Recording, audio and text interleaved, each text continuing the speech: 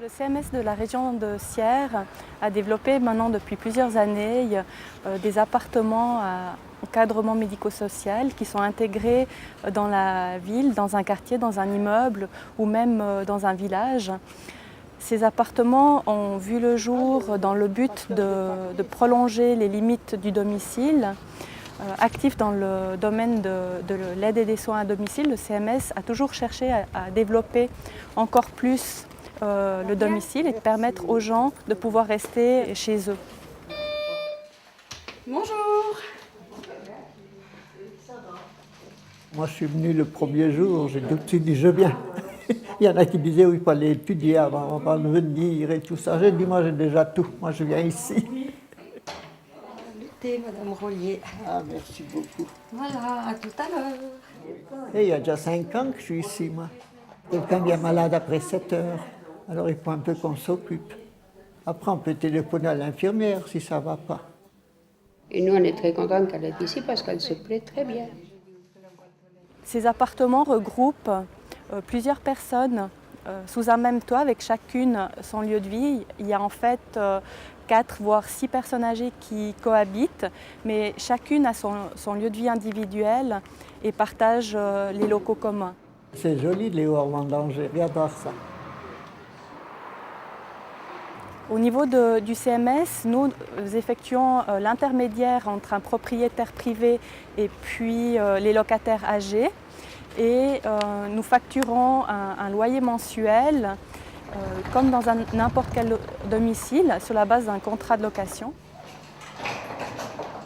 Le dîner à midi, on reçoit. Le soir, on prépare des petits repas simples.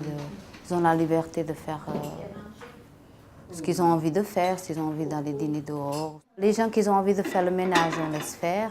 Sinon, nous, on intervient et on fait. On est comme en famille.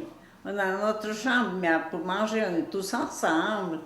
Alors, c'est un peu comme en famille. Et puis, on a des charmantes filles qui nous aident. Ça, on doit dire, alors, vraiment des gentilles filles. Au niveau des prix de location, c'est des prix du marché qui correspondent à environ 500 francs à 1000 francs par mois. Ce montant comprend donc le lieu de vie privé plus une partie des lieux communs. Depuis le début, j'ai toujours été le jeudi chez la fille, puis le mercredi, je vais chez le garçon. Ah, voilà qui c'est qui vient. Bonjour. Bonjour, la fille. Dis bonjour, tu connais? Tu vas dire bonjour à mémé. C'était super, on a trouvé que c'était aéré, elle peut sortir. Au revoir alors ce soir. Le soir, quand tout est terminé, je vais mettre au lit Madame Tuffret, lui donner les médicaments et puis la dorloter un moment. Elle est toute contente. Ici, je suis bien entouré, je dois dire, soit par le personnel, soit par les colocataires. Ah oui, et du feu dans la cheminée, je reviens chez nous. On va chanter celle-là, Madame Revé.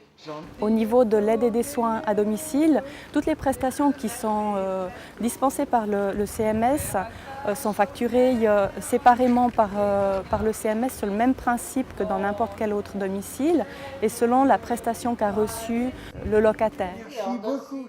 Nicole, et vous pouvez juger, elle est sympa, elle est merveilleuse. Depuis que je suis venu là, il faut baisser son caquet si on en a trop, comme moi des fois, mais on y est bien. Et tout le personnel est charmant. L'ambiance est chaleureuse, les repas sont bons, il y a quelques exceptions de temps en temps, mais je suis un peu le vieux pénible. Il y a une certaine continuité dans la prise en charge, c'est-à-dire que si la personne bénéficiait déjà d'une infirmière dans son précédent domicile, la même infirmière va poursuivre la prise en charge dans ce nouveau domicile. Alors, m'excusez. Voilà. Le domino, bonjour. Elle est vraiment pas bien du tout. Hein. Un co, en premier un d'Afalgan et ensuite un co. D'accord. Et le temps que le médecin il apporte l'ordonnance, on commence les d'Afalgan. Le médecin traitant va continuer à venir la trouver. La famille reste aussi responsable et s'occupe de son parent.